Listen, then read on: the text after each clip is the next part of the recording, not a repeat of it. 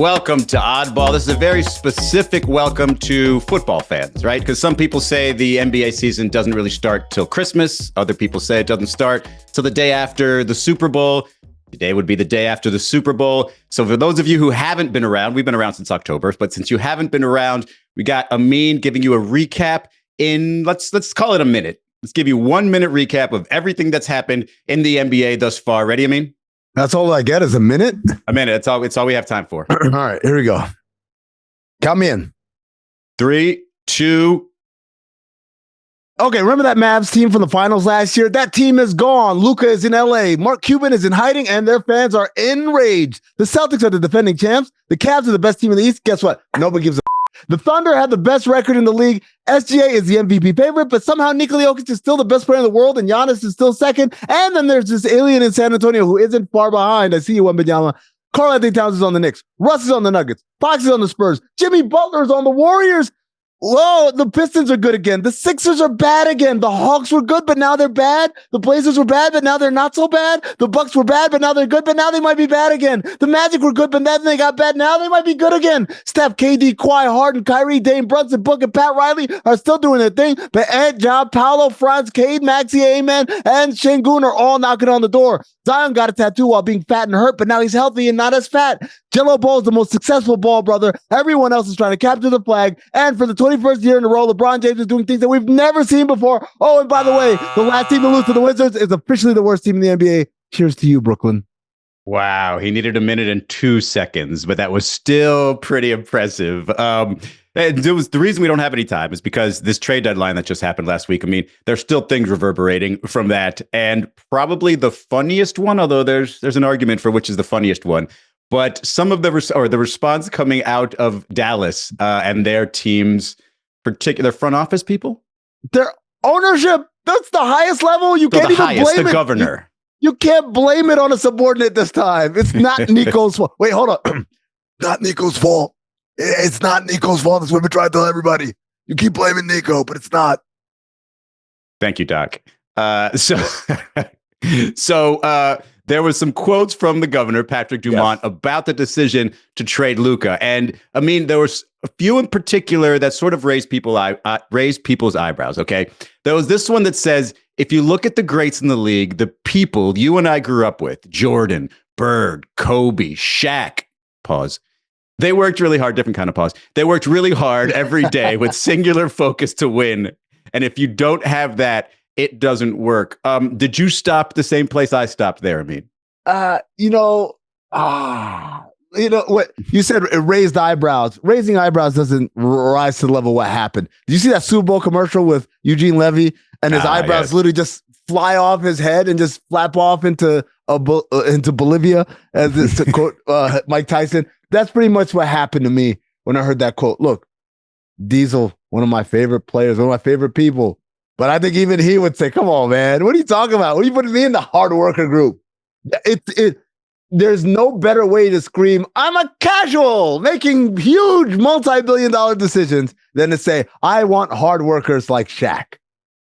There's so many other big names that you could have come up with. Because even the Larry Bird one, I'm just like, yeah, I mean, I think he worked hard. I feel like he was on his stomach most of the time because he had hurt his back injuries. Shoveling. Yeah, hurt his back shoveling. So, I mean, you could have picked a lot of people from the annals of the NBA. And like when you picked Shaq, it's like, somebody didn't vet this quote out. Like, how about throwing Dirk out there? Hello, you're the Dallas Mavericks governor. How about that guy and how hard he worked? And how someone who was in impeccable shape all the time, like David Robinson. Like, there's no way that dude didn't work. You see, he's got muscles I didn't know existed, right? There's so many examples. Or you could have just said Jordan and Kobe and stopped there. You don't have to name. The list doesn't have to go on, folks.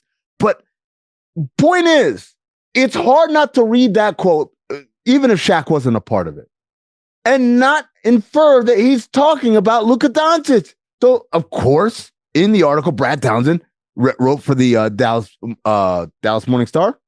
That's the newspaper. Dallas Morning News. Dallas Morning News. Same. Excuse me. Sorry, Brad. So they point out, so when you say that, it's inferring that Doncic doesn't have those winning characteristics. And this was his response. Look, I think there's a lot of things that come into play when you decide the roster of a team. And culture is very important. That's what we're focused on. That's how he sounds in my head. And he should sound like that. Because when you're coming off of a finals appearance, I don't really know. Like, yes, you didn't win the final series against a team that was superior, but how do you not bring a winning culture when you weren't even supposed to be in those finals? Like, that was an upset, if you will, of them getting there because they just put a team together last minute. Look, this is real easy. I do these classes from time to time usually for players and coaches. This is my first time I've got to administer to an owner, but here's how it goes.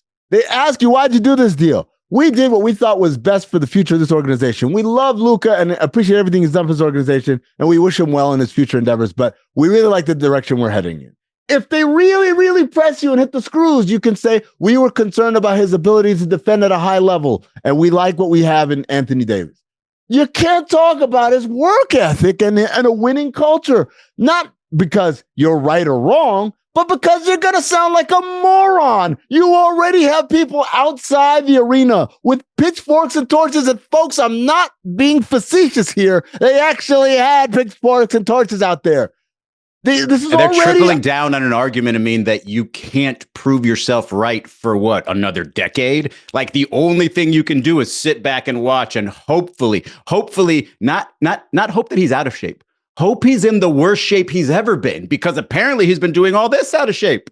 Yeah. And by the way, he's 25 years old, and 25-year-olds notoriously very sensitive and take the heart very hard. And so guess what you just did? Even if he calmed down over the last couple of days, like, guys, it's forever. It's whatever. I'm in LA now. You read those quotes. You think he's taking that lightly? No. But guess what? I know what you're thinking, Izzy. How would he know about the quotes?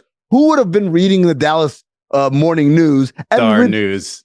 Astrology. Star Jones, relaying this information back to Luka Doncic. Oh, maybe his teammate LeBron James. Take a look at his IG. So LeBron, I mean, look, I just did this, right? Because I didn't think about this until now. I Googled famous clown quotes, and a few of them came up. It's not just like actual clown quotes. It's like serious quotes. This is a serious clown quote. When a clown moves into a palace, he doesn't become a king. The palace becomes a circus. And then it says Turkish proverb.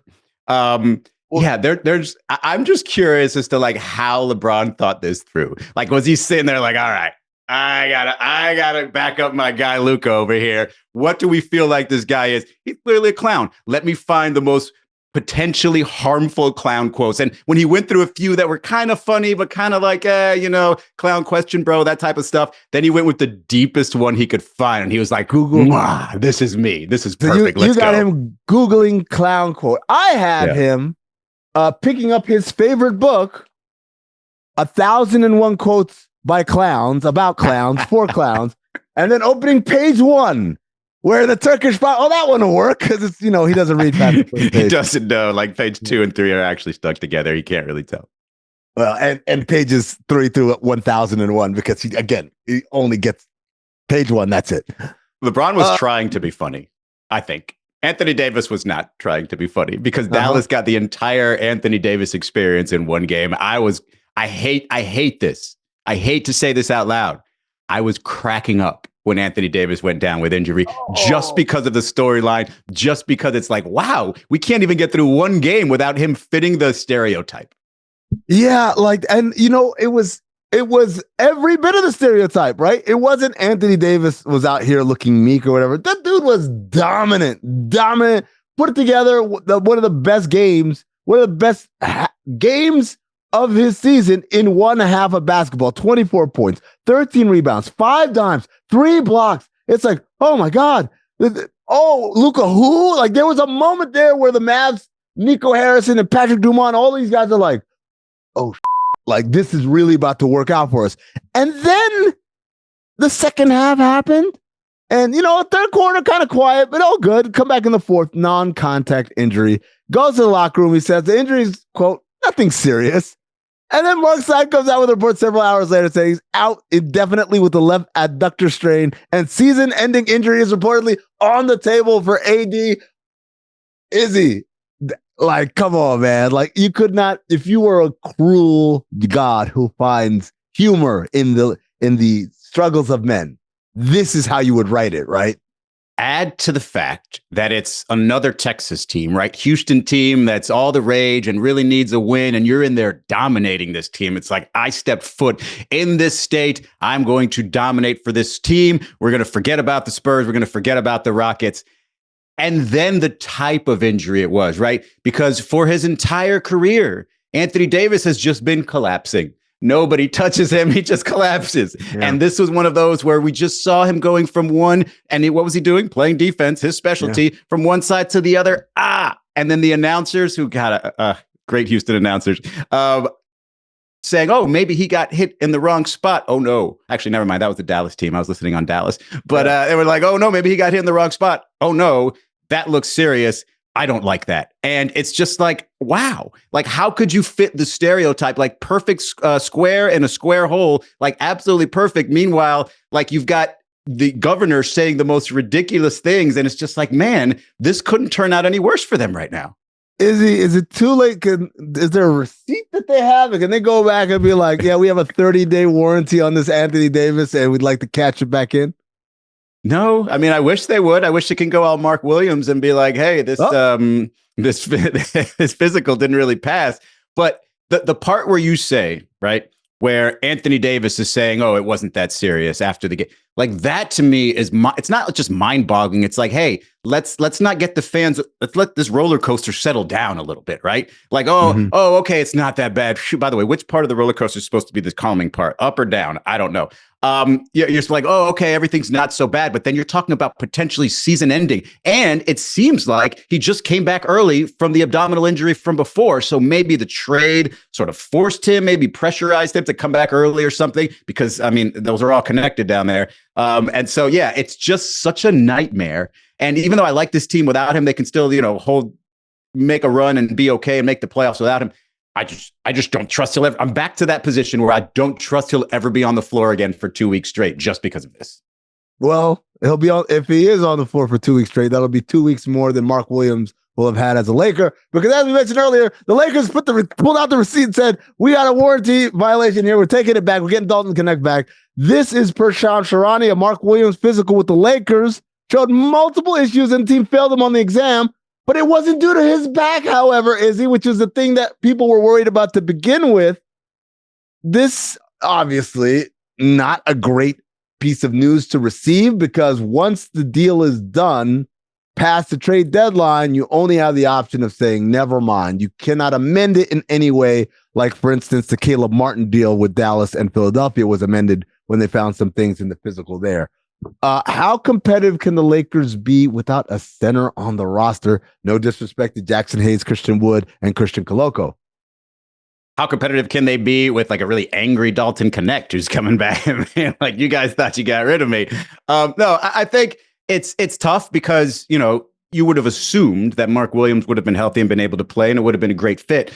And you just know that it's just not going to be enough. Their depth isn't going to be enough. They're not going to be perfect.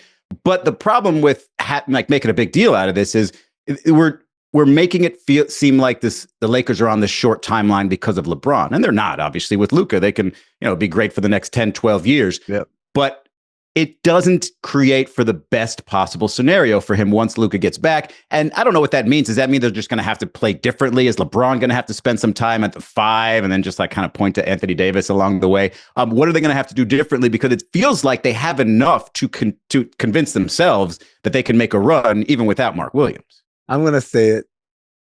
Even with Mark Williams, they weren't going to be competitive. I mean, what does competitive mean? Does competitive mean, hey, win the play-in, maybe stay in the above 6 and get to the playoffs and win a round of basketball? Did you see what Austin Reeves did? Oh, yeah, with no LeBron and no Luka. He said, I'm the star now. No, let's be honest. Let's be honest. If they were a 6 seed or a 5 seed, they're going to play against a team that's better than them. If they're in the play-in, they're going to have to squabble around in some single elimination type situations. I don't think it makes a difference. I think once you do the Luka Doncic deal, this thing is all about Luka, and it's all about the next 10 years. And it'd be nice. It'd be nice to give it a go this year, but no big whoop there. Sure, can they go in the buyout market? Not really, because of all the apron rules. They're above the apron, so they can only sign someone who's been bought out, who makes $12.8 million or less in the last year, their prior deal. By way of example, we have Ben Simmons going to the Clippers because he negotiated a buyout. He could have never gone to the Lakers, even if they had wanted him, because they're not eligible because of that apron. So the whole thing is like, I kind of think this is the dance team they're going, this is the dance partners they're going to the big formal with. And so the only question is LeBron. You put LeBron at the 5, as you kind of mentioned. And I'm like, I mean, the guy's kind of a control freak. Like if it's 0.5, sure, but like just be, hey, set screens and block shots. That's not what he's trying to do. We got to finish with the happy ending of this trade, though, because the Charlotte Hornets announced after the trade was rescinded, we never wanted to trade you, Mark Williams. Welcome back. We love you, my guy. That was the funniest release I've ever seen before, by the way. We haven't even mentioned about Jimmy Butler, but we don't have time to talk about that now. We'll talk about that after the break.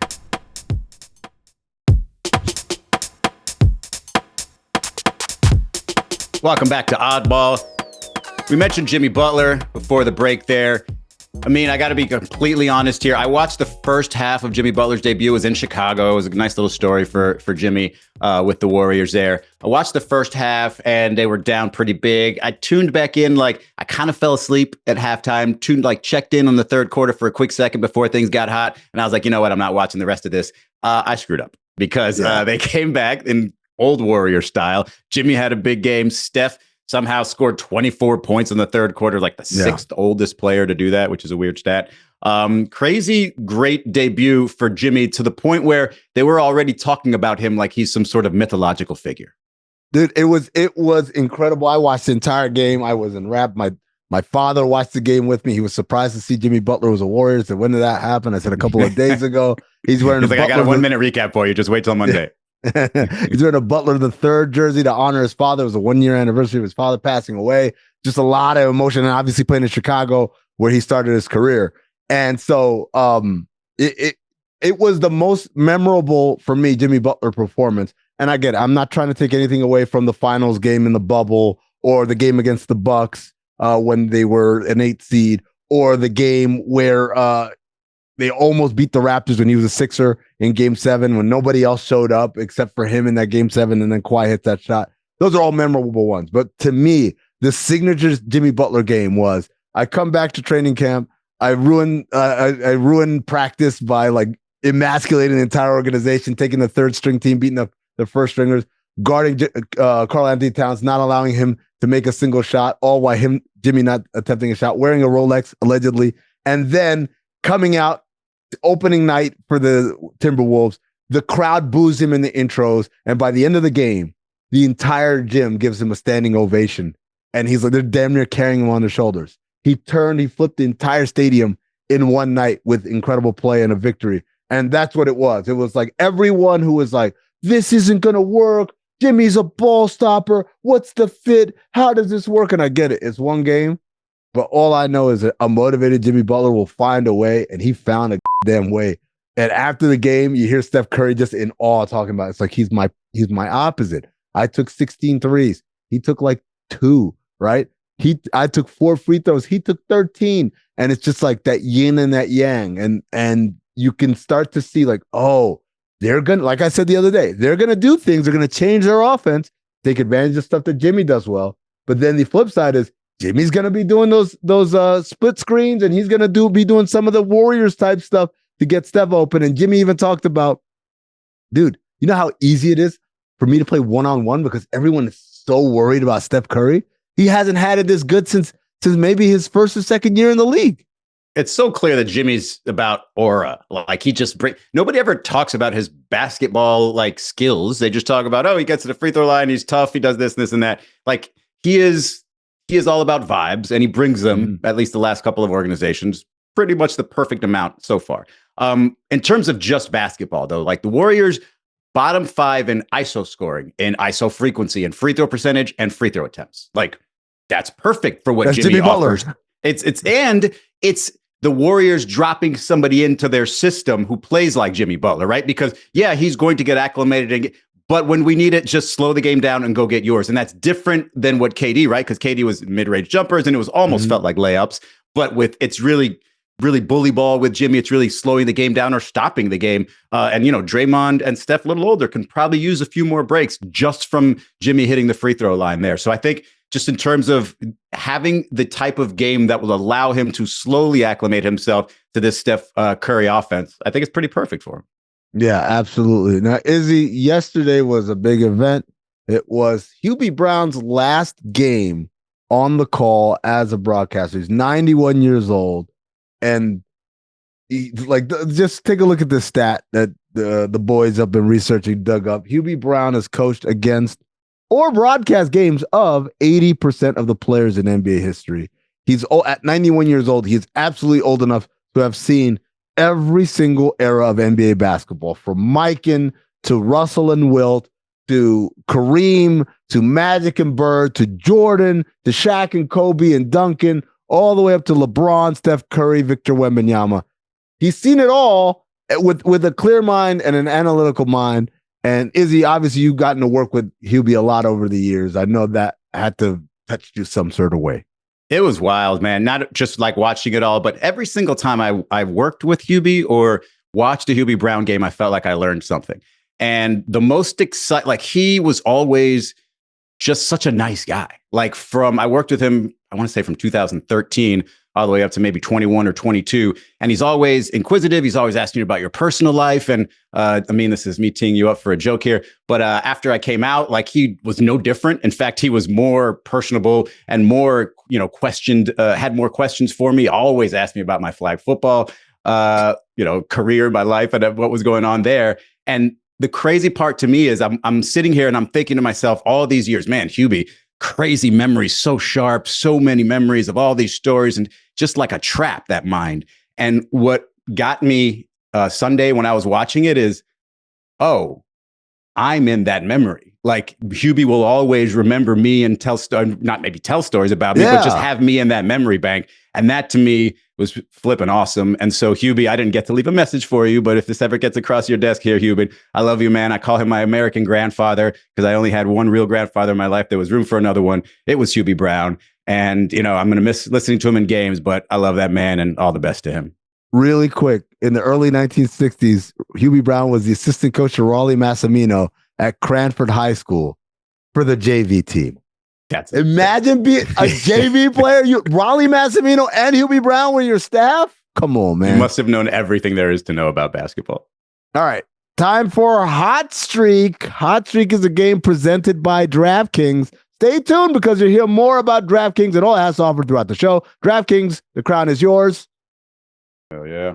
There it is. Okay, let's get a streak going. I'm guessing whenever they don't mention what the streak is, that means the streak is 0. We messed up last week. But here are some new games we can choose from as a new streak. Jazz at Lakers. Lakers are 12.5-point favorites. Izzy, this is Luka Doncic's debut game. AD had a career first half in his debut. What will Luka do? I don't know, and that's what makes it scary. I think he will try to go off. I think he will try to impress the home fans. But who knows, coming off this much rest and not really knowing his teammates very well, it kind of scares me. Like, the Lakers, I know have been on a roll lately, but trying to incorporate Luka, I don't know if 12.5 seems like a big number. Jazz are a bad team, but Jazz also have had some close games recently, so that kind of scares you off of it a little bit. All right, the other game, T-Wolves at Cavs. Cavs are 9.5-point favorites at home. Both teams on a 3-game win streak. Cavs beat the T-Wolves in January, 124-117, without Evan Mobley. I'm not sure if we figured out the roller coaster answer, like which is the good part about the roller coaster and which is the bad part. But the Wolves season has been a little roller coastery, like a little almost maybe child roller coastery. And I don't feel great about them because it's like, yeah, I do believe the Cavs are the better team and I'm probably going to win this. But the T-Wolves can show up any single game and just, have Ant hit 9 threes and all of a sudden win by 10. So I'm nervous about this one too. All right, Celtics at Heat. Celtics are 6.5-point favorites on the road. They got to Miami yesterday. They had all of Sunday and pretty much all of Monday here. The Heat, obviously, new toys to play with. Kyle Anderson, Andrew Wiggins, Davion Mitchell. What do you think? This one, because it's in Miami, because they've got these new pieces, I feel like they'll start off great. but then they'll just sort of flounder toward the middle of the game, and who knows how that one's going to end. So if I'm leaning one way, I'm leaning Celtics here because that's not a huge number to win by. So what are we talking? We're talking Celtics minus 6.5. Let's take Celtics minus 6.5. It hurts my heart, but let's do it. Ladies and gentlemen, Miami's biggest trader, Izzy Gutierrez. That was Pat Riley.